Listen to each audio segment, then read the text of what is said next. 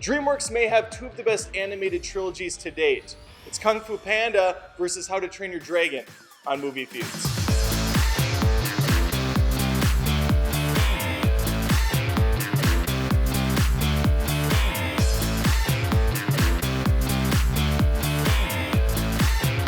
These are two of my favorite animated franchises for a multitude of reasons. These series are both built on similar foundations. A regular average Joe learns he can change the course of history by inspiring others with unconventional methods. On the Kung Fu Panda side of things, we have Po, voiced by comical rock star Jack Black. He's the ultimate fanboy, a fan panda, a fanpa, a fanpo. I'm done.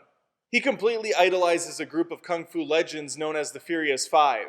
Not to be confused with the masterful Fast and the Furious franchise. Word of caution, kids, if you're bad at swimming, stay out of the deep end, because this talent pool runs deep. Angelina Jolie, David Cross, Jackie Chan, Lucy Liu, and Seth Rogen bring these five to life.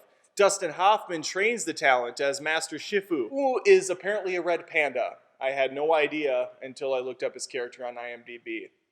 So, I clearly know nothing about animals. As humorous as Po can be with the whole panda out of water storyline, it's the villains that really set this franchise apart from the others. Tai Lung, Shen, and Kai are truly awesome forces of nature, not to be taken lightly. They also really play into Po's overall growth throughout the course of these pictures. How to Train Your Dragon barely tries to compete when it comes to the villains. They often seem like an inconvenient side story for the creators. The obstacles take shape more in coming to terms with oneself than fighting off a deadly force. That's not to say none are present, because they are. They're just more standard fare. Let's break down what really matters. The main cast. Hiccup, voiced by I can't pronounce his last name, get an amazing amount of development over the series run. His pals, however, pale in comparison.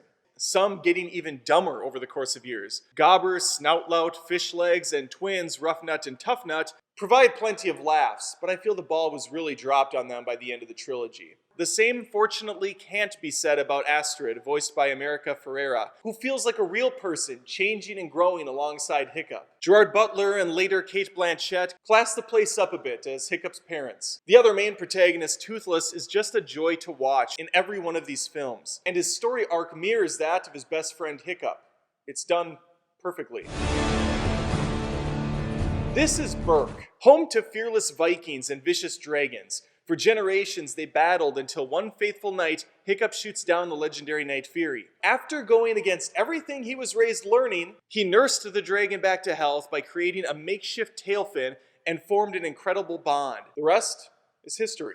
A history chock full of action, adventure, love, and loss, in a world so big it couldn't be contained in just 3 movies. Hiccup and Toothless follow a path that takes them from members of their community to leaders that community will follow. Their paths will eventually take them to different places too, but their unbreakable friendship will always bring them back together. The trilogy for me easily peaked at 2, but 3 gets the things it needed to get right spot on. The same can be said for Kung Fu Panda. In a lot of films, the hapless protagonist gets molded into the ultimate fighter, trained to be the best, like those that came before them. Kung Fu Panda gets there in its own creative way. There is no changing Po. He's lazy, goofy, and all-around kind. So turning him into a fierce expert of Kung Fu was an impossible task. Instead, they make the art form work for him. Po eventually does become a master he was meant to be without losing the special qualities that make him unique. I wasn't sure where this story could go past the first. Clearly, I wasn't seeing the big picture. The sequel dives into Po's backstory on a much more intense scale, one that far surpassed the quota even for a quote-unquote children's film. The results are incredibly emotional, making the final confrontation with Shen all the more personal. I was disappointed that the finales went the whole lazy, conventional route with these hidden worlds of pandas and dragons, primarily because these creators have shown they are capable of much more. The second outings of both felt like the conclusions, so part 3 comes off feeling a bit unnecessary. Yes, we do get some great closure. I just felt like they did these trilogies in the wrong order. I asked my YouTube community for thoughts. They gave them. YouTube joined supporter Mr. Wombat is firmly in the Panda camp, stating, "The How to Train Your Dragon franchise looks great, but has cliché plot lines and a Deus Ex Machina ending. Kung Fu Panda takes bizarre and interesting paths through its universe and feels more earned at the conclusion." Curtis says, "For me, the How to Train Your Dragon trilogy got better and better with each movie, and the first film was practically perfect. In contrast, the Kung Fu Panda trilogy peaked with its second installment. Though it was still good, the third film in that trilogy wasn't too memorable. It's close, but How to Train Your Dragon is king. Hong Kong says, I've never seen any of these. My childhood was sad. Your adulthood is sad. Watch them. You have no excuse now.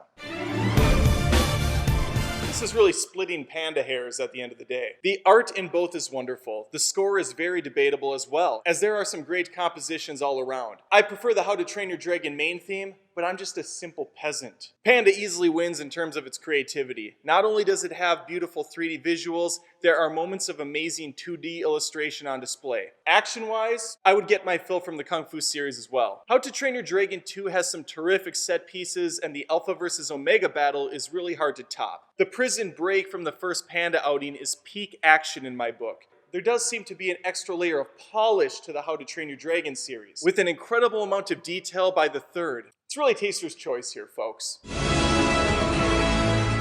I'm really happy with these results. Not because of the winner, but because it was a close fight. The right choice would have been made in either outcome for me. As it stands, Kung Fu Panda took home 42% of the votes, making How to Train Your Dragon the winner at 58%.